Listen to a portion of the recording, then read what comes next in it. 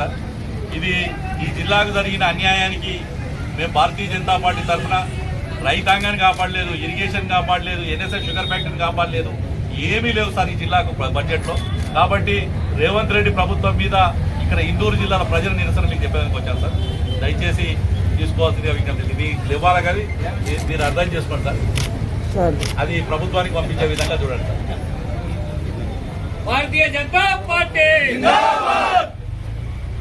జై శ్రీరామ్, జై శ్రీరామ్, జై జై జై జై జై మాతా, భారత్ భారత్ భారత్ మాతా, జై జై జై జై జై మాతా, భారత్ భారత్ భారత్ మాతా.